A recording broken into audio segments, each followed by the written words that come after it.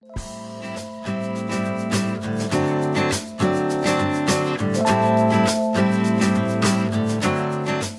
Martine Crespo, bonjour. Merci de nous recevoir ici donc, au jardin partagé de l'Orbe Santaraï qui existe depuis 2016.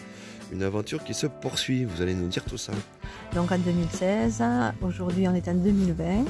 Il nous reste une parcelle qui n'a pas été attribuée, immense parcelle, 1000 m², puisque nous avons un jardin qui fait 3 900 m². Il est aujourd'hui occupé par des parcelles individuelles. Nous avons 23 adhérents. Voilà. Et à l'intérieur de ces parcelles, nous avons aussi des parcelles collectives. Les gens doivent adhérer pour pouvoir être dans nos jardins quand même. Bon, c'est le minimum qu'on nous demande au niveau même administratif. Pour pouvoir exercer dans une association, il faut être membre de l'association. Voilà. Et donc en fait, on se retrouve avec cette grande parcelle de 1000 m². Et nous savons que la région organise des budgets participatifs. Et l'intention est de créer un jardin-forêt, c'est-à-dire un jardin-forêt comestible et ou médicinaux aussi, parce qu'il existe un grand nombre de plantes dont on méconnaît les usages. Voilà. Et notre intention aussi, c'est de faire partager toutes ces connaissances que nous allons aussi nous-mêmes découvrir, puisque nous en avons quand même pas mal, mais on a encore beaucoup de choses à apprendre, et nous allons être accompagnés par une association de permaculturistes, voilà, qui est située à Herpes. Donc tout près de chez nous. Notre intention aussi, c'est de faire vraiment, de travailler avec les personnes, les partenaires locaux.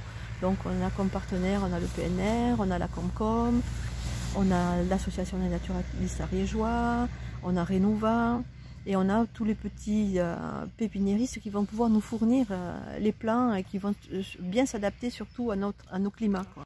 Voilà. Donc aujourd'hui, c'est un projet qui se dessine pour 2021, mais maintenant, vous avez besoin d'appui, de soutien. De soutien, voilà. On a une petite urgence. Les budgets participatifs, ça se fonctionne comme ça. Donc au départ, on dépose un projet. La région étudie de savoir s'il y a d'autres modes de financement que le budget participatif. Et donc nous, on rentrait tout à fait dans le cadre du budget participatif. On a été retenu pour les votes. Et là, c'est les projets qui reçoivent le plus de votes qui sont retenus. Voilà. Donc nous maintenant, c'est de se sentir soutenu par les votes des citoyens.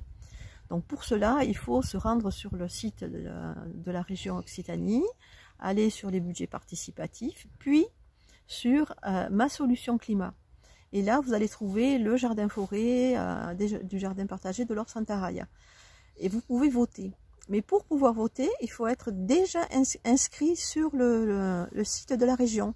Mais vous avez la possibilité de le faire au moment. Voilà. Bon, après, nous sommes derrière vous, j'allais dire, pour vous soutenir, soit en écrivant à l'adresse mail du jardin partagé, soit sur le téléphone de 06 15 32 71 64. Et aussi, nous avons reçu le soutien de la médiathèque de l'Orbe Santaraï, qui veut bien aider les personnes pour le vote. Voilà, donc il suffit d'aller à la médiathèque ou lorsque vous y passez et ils sauront vous soutenir pour vous inscrire, pour vous aider à vous inscrire si vous n'avez pas les grandes facilités au niveau internet. Voilà. Alors voter pour vous, c'est un peu voter pour le monde d'après?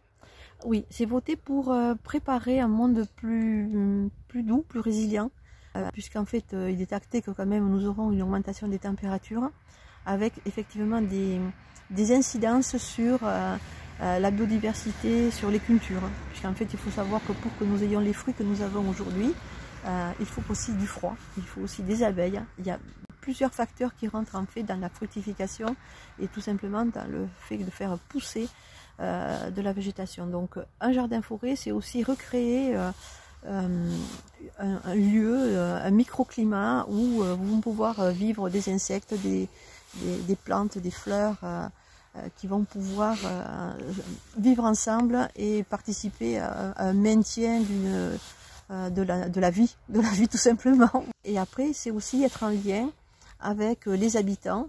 On a aussi l'école qui est partenaire avec nous, qui est très soutenant dans la mesure où ils vont pouvoir venir partager, visiter les jardins.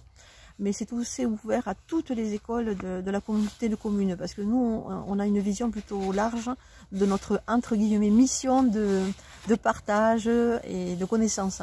Voilà. Et voilà, donc c'est très important pour nous d'être en lien. Voilà. Plus que d'avoir raison.